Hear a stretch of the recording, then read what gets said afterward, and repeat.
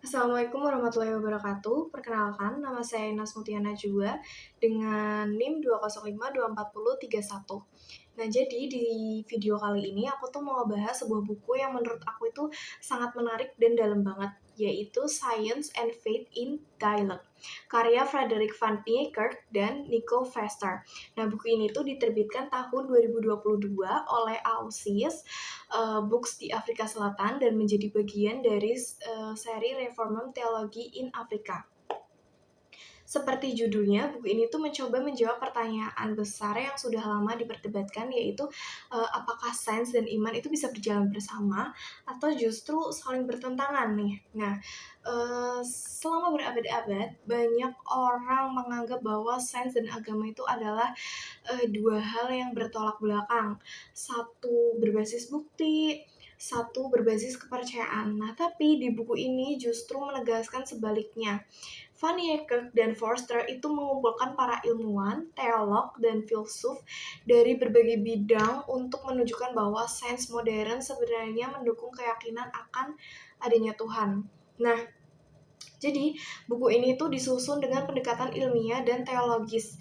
Jadi mereka itu dua beliau ini, mereka itu membahas dua pilar utama teologi alam, yaitu yang pertama yaitu argumen kosmologis, yaitu tentang asal usul alam semesta. Kemudian yang kedua argumen dari desain, yaitu tentang keteraturan dan kompleksitas alam yang menunjukkan adanya perancang cerdas. Nah, buku ini terdiri dari 10 bab yang ditulis oleh berbagai ahli dan semuanya itu saling melengkapi gitu. Yang pertama yaitu bab ke-1 itu membahas tentang logical fallacies and false dichotomies in the science and faith debate. Ditulis oleh Van Niekerk sendiri, ia mengkritik kesalahan logika dan pandangan sempit yang membuat banyak orang itu salah paham tentang hubungan sains dan iman.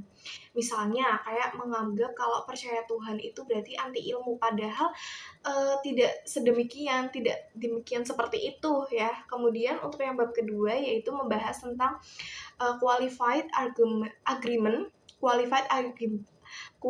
agreement, how scientific discoveries support tesis belief. Jadi Stephen C. Meyer ini menunjukkan bahwa teori-teori besar seperti Big Bang, terus prinsip fine tuning atau penyesuaian sempurna alam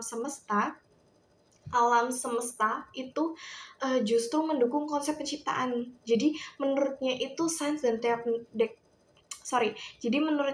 sains dan teologi itu saling menguatkan satu sama lain, bukan bertentangan gitu.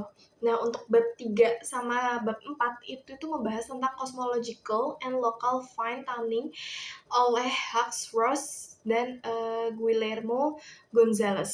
Nah, di dua bab ini itu membahas bagaimana seluruh alam semesta dari galaksi hingga planet bumi itu tampak dirancang dengan sangat persis. Jadi jika satu hukum fisika saja berubah sedikit, kehidupan tidak mungkin ada, begitu guys. Jadi Gonzales ini beliau bahkan menambahkan bahwa bumi itu bukan hanya layak huni, tapi juga dirancang agar manusia bisa melakukan penemuan ilmiah. Dan jadi ini tuh nunjukin keteraturan yang sangat cerdas begitu.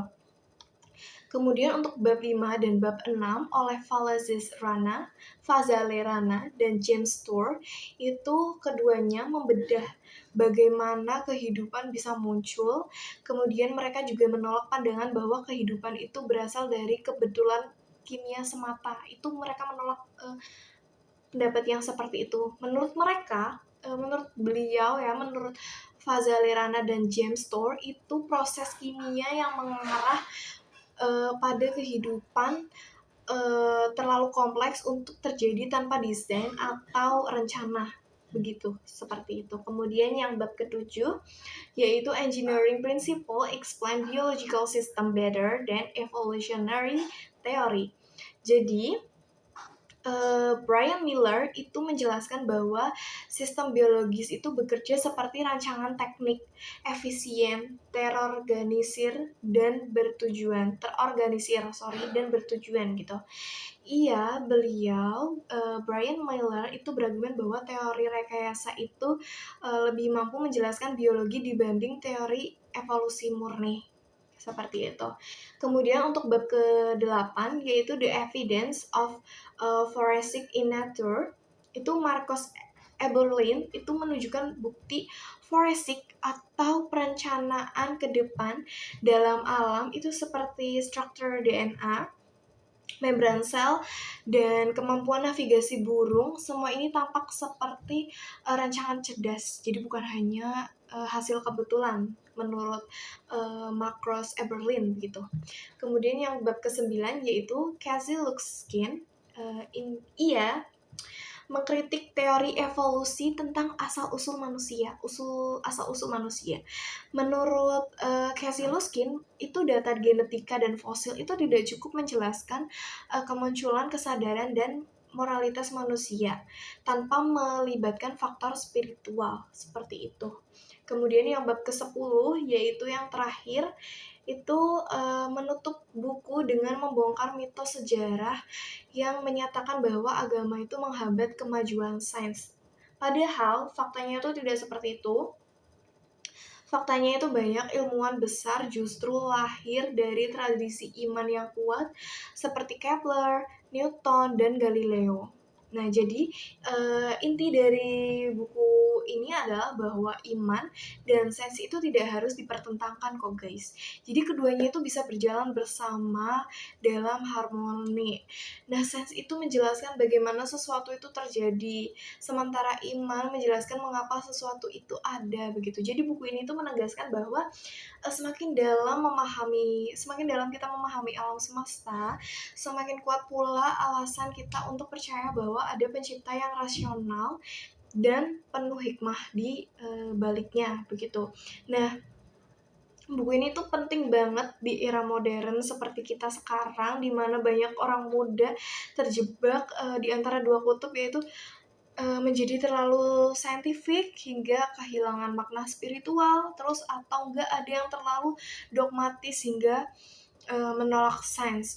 Nah, jadi di buku Science and Faith in Dialogue itu mengajak kita untuk berpikir kritis guys. Terus berpikir kritis tapi juga rendah hati, menyadari bahwa ilmu dan iman itu bisa saling melengkapi dalam mencari kebenaran.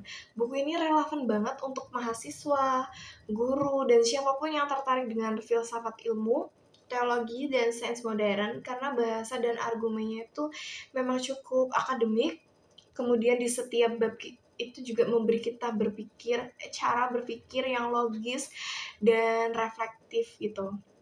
Nah, mungkin aku bisa bilang bahwa Science and Faith Dialogue ini bukan hanya buku ilmiah, tapi juga buku reflektif. Iya, jadi di buku ini tuh mengajak kita untuk melihat dunia itu bukan hanya dari sisi rasional, tapi juga dari spiritual itu ada, begitu. Jadi bahwa keteraturan alam semesta itu bukan kebetulan, melainkan tanda dari sang pencipta yang bekerja melalui hukum-hukum alam, gitu. Nah, mungkin segitu dulu ya. Segitu dulu dari aku, kurang lebihnya mohon maaf. Wassalamualaikum warahmatullahi wabarakatuh. Terima kasih.